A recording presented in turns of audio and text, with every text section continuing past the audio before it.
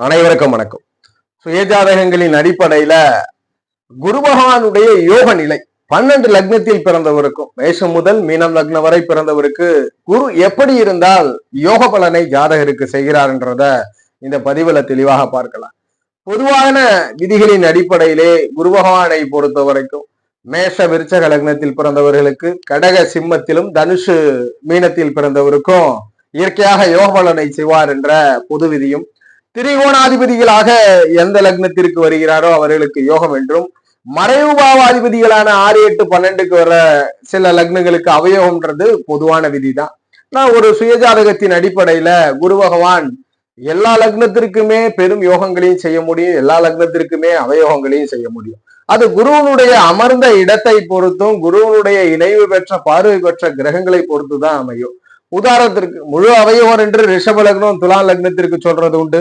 அதுபோல் கன்னி மிதுன லக்னத்திற்கெல்லாம் முழு அவயோக கிரகம் 7ஆம் ஆதிபத்தியம் பெற்று பாதக மாரக அமைவுகள்ல கன்னி மிதுனத்திற்கும் பாதகாதிபத்தியத்தை செய்வார் என்றும், ரிஷபத்திற்கும் மிதுனத்திற்கும் ரோகத்தையும் அஷ்டமத்தையும் செய்வார் என்ற அவயோக பலனும் இருக்கிறது. ஆனா அதே ரிஷப லக்னக்காரர் துலாம் லக்னக்காரர் யோக பலனை அனுபவிப்பார், கன்னி லக்னம் மிதுன லக்னக்காரர் யோக பலனை அனுபவிப்பார்.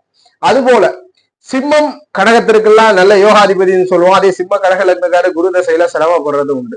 அப்ப ஒவ்வொரு லக்னத்திற்கும் குருவுடைய நிலையை பொறுத்தே யோக பலனை செய்கிறார். அந்த வகையில அவயோகத்தை விட்டுறலாம். குரு எப்பொழுது யோகத்தை செய்வார்? இப்ப குருதசை ஆரம்பிக்க போது இல்ல குரு புத்தி ஆரம்பிக்க போது, இந்த குரு புத்தியோ குருதசையோ நமக்கு யோகம் செய்யுமான்ற அந்த விதியை பற்றி தான் இந்த பதிவுல தெளிவாக பார்க்க போறோம். அந்த வகையில முதல் லக்னம் மேஷ லக்னம். மேஷ லக்னத்தை பொறுத்த வரைக்கும் குரு பகவான் எப்பொழுது யோக பலனை செய்வார்? குரு என்னென்ன பலனை முதலில் கொடுக்கிறார் என்றால், ஆதிபத்திய ரீதியில 9ஆம் வீட்டின் பலனையும் 12ஆம் வீட்டின் பலனையும் செய்ய மேஷ லக்னத்திற்கு கடமை பண்ணுங்க. சக மனிதருக்கு நடக்கக்கூடிய பலன்லாம் ஜாதகருக்கு நடக்குமான்றத உறுதிப்படுத்துறது இந்த குரு பகவான் தான். வெளிநாடு தூரதேசங்கள் இன்வெஸ்ட்மெண்ட் வியூக வணிகங்கள் அயன சயனங்கள் ஜாதகருடைய மனநிலையை குறிக்கிறது இந்த குரு பகவான் தான். அப்ப இந்த குரு பகவானை பொறுத்த வரைக்கும் பொதுவாகவே அந்தணன் தனித்திருப்பதை கூட கிரக இணையோடு இருப்பது நன்மை. மேஷ லக்னத்திற்கு குரு எடுத்த ஜாதகம்லாம் தான தர்ம சிந்தனை நல்ல ஒரு பண்புகளை கொண்டவர்.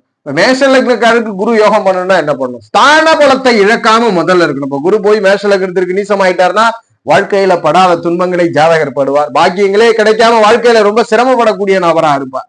அதுபோல குருவே ஒரு அவயோகமாக 3, 6 இருக்கிறாருனால சிரமத்தை கொடுக்கும். அப்ப இந்த குரு பகவான் தனித்து ஸ்தான பலத்தை இழக்காமல் இருப்பதும், உடன் இந்த குரு பகவானோடு சூரிய பகவானுடைய தொடர்பு, சந்திர பகவானுடைய தொடர்பு பெரும் யோகங்களையும் பெரும் அதிர்ஷ்டங்களையும் கொடுக்கிறது. சூரியன் சந்திரன் இந்த 2 ஒளி கிரகங்களோட தொடர்பு, கூடுதலாக 8ஆம் ஆதிபத்தியம் பெற்ற செவ்வாய் என்றாலும் 12ஓட இருக்கும்போது வெளிநாட்டு வாழ்க்கை. அப்ப இந்த குரு தனித்து இருப்பது, சூரிய சந்திர தொடர்பில் இருப்பது, இல்ல செவ்வாய் லக்னாதிபதி தொடர்பில் இருக்கிறது யோகம். கூடுதலாக இந்த குரு ஸ்தான பலத்தை இருந்தா மேஷ லக்னத்திற்கு பிரச்சனை. அப்ப சூரிய சந்திரன் செவ்வாய் ஸ்தான பலத்தோட குரு இருந்தாருன்னா மேஷ லக்னத்திற்கு யோகம் பண்றார். அதுபோல இந்த குரு பகவான் ஒருவேளை புதனோடு ஸ்தான பலத்தை பகிர்ந்துக்கிறார். இப்ப புதன் உச்சம் இங்க குரு இருக்கிறார், அல்லது புதன் ஆட்சி இங்கு குரு இருக்கிறார். புதனுக்கே நீசபங்கம் நிகழ்த்தி 12லே குரு அமர்ந்திருக்கிறார். இந்த புதன் நீசபங்க சுக்கிரன் புதனோட இருக்கு, குரு பரிவர்த்தனா அப்ப சிக்கல். அப்ப குரு புதனோடு ஸ்தான பலத்தை பகிர்ந்து கொள்ளக்கூடாது, வலுவிழக்க கூடாது. இந்த 2 நடந்தா மேஷ லக்னக்காருக்கு பிரச்சனை. இது இல்லாம குரு தனித்து வலிக்கிறார், சூரிய சந்திர செவ்வாயோட குரு யோகமா இருக்கிறார்னு அர்த்தம். எப்ப குரு தசை வந்தாலும் சரி, குரு புத்தி வந்தாலும் மேஷ லக்னக்காரர் வாழ்க்கையில ஒரு நல்ல யோகத்தை அனுபவிப்பார், நல்ல யோக மாற்றத்தை ஜாதகர் அனுபவிப்பார் என்றத உறுதிப்படுத்துறோம். ரிஷப லக்னம். ரிஷப லக்னத்தில் பிறந்தவருக்கு 8ஆம் இடம், ஆயில், எதிர்பாராத விபத்துக்கள், எதிர்பாராத நஷ்டங்கள், இடமாற்றங்கள், வம்பு வழக்குகள்லாம் இந்த 8ஆம் இடம் குறிக்கிறது. அதே 8ஆம் இடம் யோகமாக வெளிநாடு தூரதேச பயணங்களை குறிக்கும், அங்க நல்ல வாழ்க்கையை குறிக்கும். எதிர்பாராத தனம், பெரும் சொத்துக்கள், பிறருடைய தனங்களையும் இந்த 8ஆம் இடம் சொல்லும். வெளியில் சொல்ல முடியாத பணத்தோடு கூடிய யோகத்தை கொடுக்கிறது. லாபத்தின் மூலியமாக மனிதனுடைய ஆசை பூர்த்தி அடைவது, மறு திருமண அமைவுகளை கொடுக்கிறது. அப்ப இந்த குரு ரிஷப லக்னத்திற்கு எப்படி இருக்கணும்? குரு தசையோ குரு புத்தியோ வரப்போகுது. இப்ப ரிஷப லக்னக்காரரை சிரமப்படாம நன்மை பண்ணணும், குருவும் யோகம் பண்ணணும். 8ஆம் இடத்தினால என்ன யோகம் பண்ண முடியும்? வெளிநாடு தூரதேசத்துல இருக்க வைக்க முடியும், சாதாரணமா இருந்த நபரை பெரும் சொத்துக்களுக்கு அதிபதியாக்க முடியும், மனதில் என்ன தோணுனாலும் அதுல வெற்றி கொடுக்க முடியும், மனதின் ஆசைகளை பூர்த்தி செய்ய வைக்க இந்த 11ஆம் இடத்தினால் முடியும், சகோதர அமைவுகளால் ஆதாயம் பண்ண முடியும். இந்த குரு ஒருபொழுதும் ரிஷபத்திற்கு தனித்த ஸ்தான பலத்தை பெறவே கூடாது. ரிஷப லக்னத்துல பிறந்துட்டு குரு தனித்து ஆட்சி உச்சம் பெற்று குருதசை வருதுன்னா தூரதேச பயணங்கள் இருக்கும், ஆனா வாழ்க்கையில சிரமம் இருக்கும். ஆனால் இந்த குருவோடு சனி புதனுடைய தொடர்பு, மூன்றாவதாக செவ்வாய்.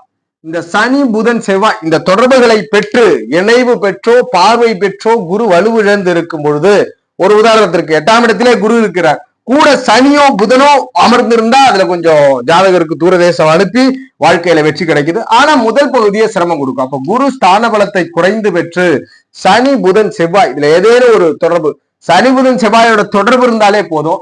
அந்த தொடர்புல கொஞ்சம் ஸ்தான பலம் கூடுதலா இருந்துச்சுன்னா இந்த சனி புதன் செவ்வாய்க்கு ஜாதகர் பெரும் யோகம் பண்ணுவார்.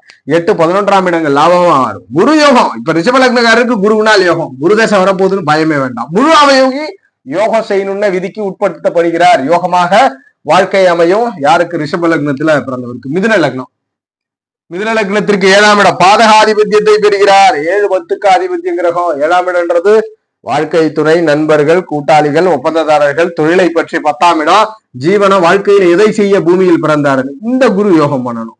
இந்த குரு 7, 10ஆம் இடத்தின் மூலியமா யோகம் பண்ணணும். இங்கேயும் அதே விதி. சனி பகவானுடைய தொடர்பை வலுத்து பெறுவது, சனி பகவான் ஸ்தான பலத்தோட இருந்து சனி பகவானுடைய தொடர்பை பெற்றிருப்பது.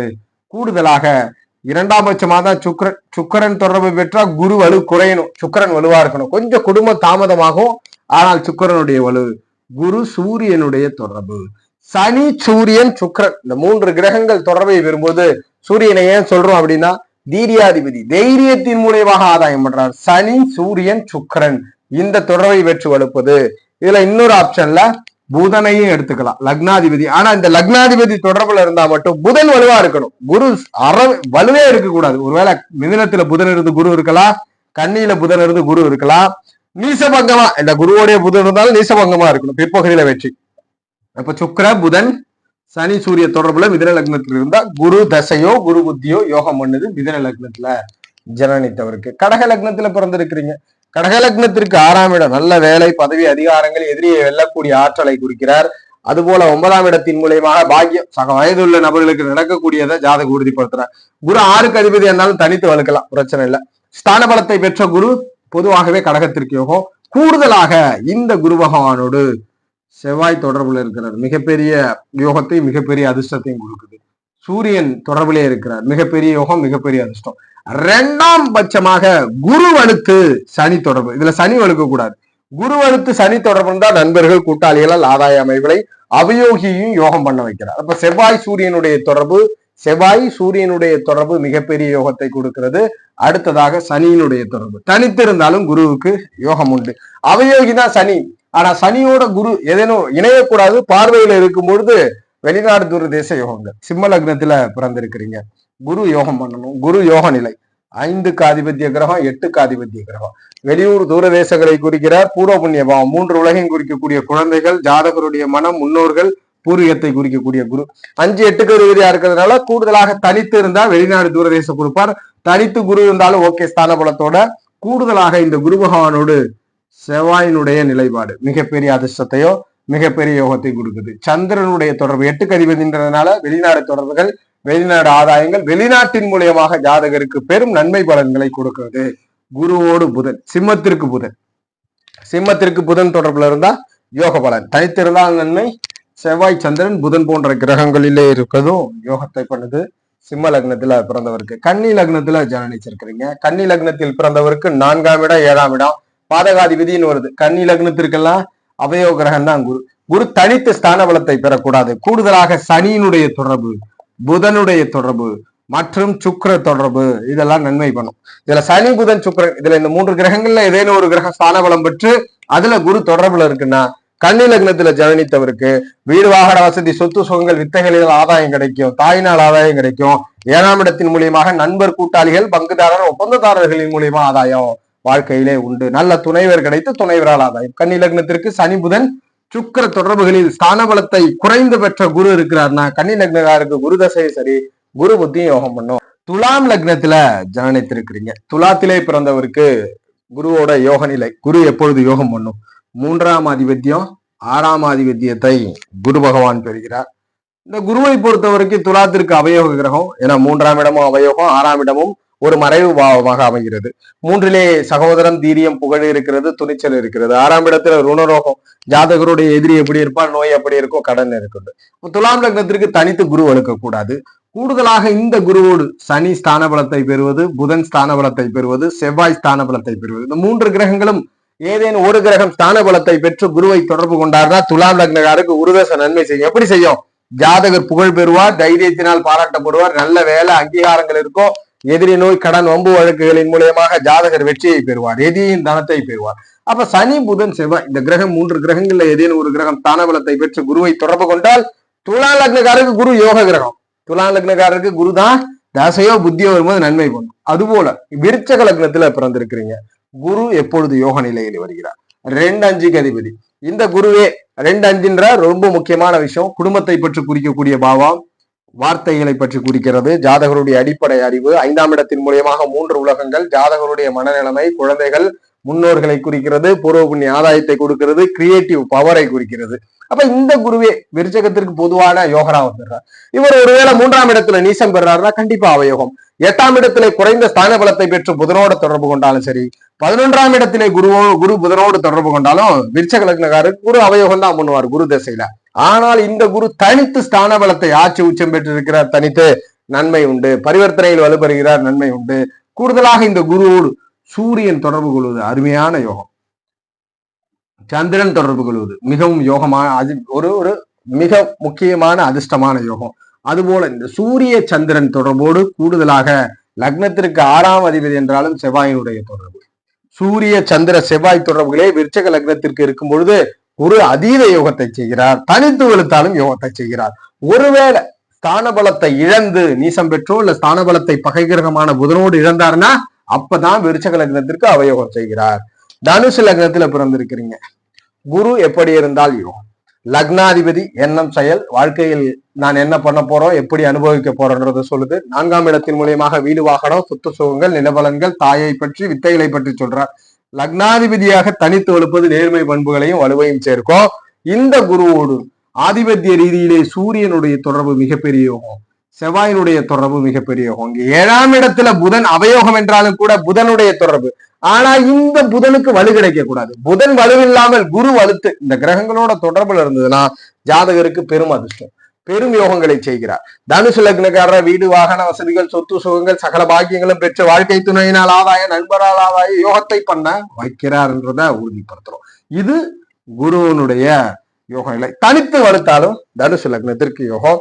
மகர லக்னத்துல ஜனனிச்சிருக்கிறீங்க, குரு எப்பொழுது யோக நிலையில் அடைகிறார், யோக நிலையை அடைகிறார். 12ஆம் இடம், 3ஆம் இடம் புகழ் பாவம், முயற்சி பாவம், சமூகத்திலே ஜாதகர் எப்படி தன்னம்பிக்கை கொண்டவர் சொல்லுது, சகோதரர்களை சொல்லுது. 12ஆம் இடத்தின் மூலமாக இன்வெஸ்ட்மெண்ட், வீக வணிகங்கள், ஆன்மீக எண்ணம், இறை சிந்தனை, தூரதேச பயணங்கள், பிரயாண வெற்றியை சொல்லுது. இந்த குரு அயன சயன போகாதிபதி, விரையாதிபதி, மறைவு ஸ்தானாதிபதி. குரு தனித்து வலுப்பதை விட குரு ஒரு இடத்தில் அமர்ந்து அந்த இடத்தை வளம்படுத்துவதற்காக சனி உதவிட்டு, புதன் உதவிட்டு மிகப்பெரிய யோகம். கூடுதலாக சுக்கிரன் குரு சுக்கிர தொடர்பு தான் கொஞ்சம் லேட்டா திருமணம் நடக்கும். குரு சுக்கிர தொடர்பு ஆன்மீக எண்ணம், இறை சிந்தனை, இறை நம்பிக்கையை கொடுத்துக்கோ, அது போல இல்வாழ்க்கை சுகங்களை கொடுத்து காலதாமதப்படுத்தும். ஆனால் சனி புதன் சுக்கிர தொடர்புகளோடு இருக்கும் பொழுது இந்த குரு மகர லக்னக்காரருக்கு பெரும் யோகம் செஞ்சார். மகர லக்னக்காரர சகல விதமான இன்வெஸ்ட்மெண்ட்ல ஆதாயம் பண்ண வைக்கிறார். இறை நம்பிக்கை, இறை சிந்தனை, தனித்த புகழ்பெற்ற நபராக, புகழோங்கிய நபராக மாற்றி விடுகிறார். கும்ப லக்னத்துல பிறந்திருக்கிறீங்க, குருவின் யோக நிலை. குரு எப்பொழுது யோகம்? 2ஆம் ஆதிபத்தியம், 11ஆம் ஆதிபத்தியத்தை பெறுகிறார். அப்ப குரு தனித்து வலுத்தாருன்னா கும்ப லக்னக்காருக்கு பிரச்சனை. என்ன பிரச்சனை தரார்? லேட்டா மேரேஜ் நடக்குது, குடும்ப வாழ்க்கை அமையறதுல ரொம்ப காலதாமதப்படுத்துறார். கும்ப லக்னத்திற்கு தனித்து வலுத்து. அப்ப தனித்து வலுக்கிறது சிறப்பல்ல. கும்ப லக்னத்திற்கு வலுத்தால் குடும்ப பிரச்சனை, குடும்பம் தாமதப்படுது. ஆனா நல்ல பேச்சாற்றலை கொடுக்குது, ஆசைப்பட்டதெல்லாம் அடைய முடிந்து குடும்பத்தை தாமதப்படுத்துறார். இந்த குருவோடு 12ஆம் அதிபதி என்றாலும் சனியினுடைய தொடர்பு, புதன் 8ஆம் அதிபதி என்றாலும் புதன். இதுல ஒரு விஷயம், கும்பத்திற்கு மட்டும் யோகர்கள்ல முக்கியமான அந்த சனி புதன் 2 பேருமே பிளஸ் சுக்கிரன் 3 பேருமே அவயோகம் வருவார்கள். எப்படி வருவார்கள்னா, சுக்கிரன் பாதகாதிபதியா வந்துருவார். 9ஆம் அதிபதி கிரகம் சிரத்திற்கு பாதகாதிபதி சனி, 12ஆம் அதிபதி புதன், 8ஆம் அதிபதி. இப்ப கும்ப லக்ன ஒருவருக்கு மட்டுமே இயற்கை யோகர்கள் என்று சொல்லக்கூடிய சனிக்கு நட்பு கிரகங்கள் என்று சொல்லக்கூடிய புதன் சுக்கிரனே அவயோக ஆதிபத்தியத்தை பெறுவார். அப்ப எப்படி இருக்கும்? சனி புதன் சுக்கிரன் வலுத்து இதுல குரு தொடர்பு கொண்டவர், வெளிநாடு, தூரதேசம் இல்ல வேற இடம், வந்த வாழ்க்கை துணை, இப்படி வாழ்க்கை பயணத்தை மாற்றி அமைச்சு கொண்டு வெற்றி பெறவரா இருப்பார். ஆனால் வெற்றி உண்டு. இது யோக நிலை தான். சனி புதன் சுக்கிரன் வலுத்து குரு தொடர்பு கொண்டால் ஜாதகர் குடும்பத்திற்கு பிறகு வெற்றி பெறுகிறார். குடும்பம் உருவான பிறகு கும்ப லக்னக்காரர் எல்லாம் பணப்பொருளோட புகழோட வாழ்வார். அதற்கு சனி புதன் சுக்கிரன் 3 கிரகங்களுடைய தொடர்பில் குரு குறைந்த ஸ்தான பலம் பெற்று 3 கிரகம் வலுத்தா இந்த குரு யோக நிலையில இருக்கிறார். இந்த யோக நிலை பெற்ற குருவால பணம், பொருளாதாரம், ஆசைப்பட்டதை அடைகிறார். மீன லக்னகர் லக்னாதிபதி எண்ணம், செயல், வாழ்க்கையில் எதை எப்படி அனுபவிப்பார் என்பதை சொல்கிறது. 10ஆம் ஆதிபத்தியத்தின் மூலியமாக தொழில், எதற்காக பிறந்தால் எதை இந்த வாழ்க்கையில் செய்ய போகிறார் என்பதை சொல்றவர். இப்ப லக்னாதிபதி ஜீவனாதிபதி தனித்து வலுக்கலாம். தனித்து வலுத்தா ரொம்ப நல்ல மனுஷன், வாழ்க்கையில எதற்கு பிறந்தோம் அப்ராணின்னு சொல்லக்கூடிய அளவுக்கு பெயர் எடுப்பவர். ஆனால் இந்த குரு ஸ்தான பலத்தை பெற்றிருந்தா ஜாதகர் துண்டு செய்வதில் வல்லவராகவும் கிடைத்ததை பிறகு கொடுக்கக்கூடிய நல்ல நபரா இருப்பார். அப்ப குரு தனித்து வலுக்கலாம், நல்லவனா இருக்கிறதுல பிரச்சனை இல்லை. அப்ப தனித்து குரு வலுக்கிறதுல எந்த பிரச்சனையும் இல்லை.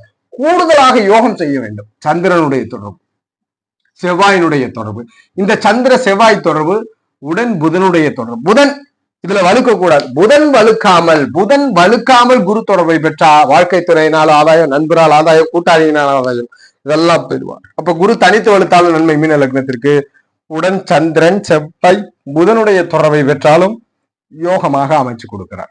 இந்த நிலையில இருந்தா மீன லக்னக்காரருக்கு யோகம். இப்போ இந்த பதிவுல குரு 12 லக்னத்துக்கு எப்படி இருந்தா யோகம் பண்றான்றத நம்ம பார்த்தோம்.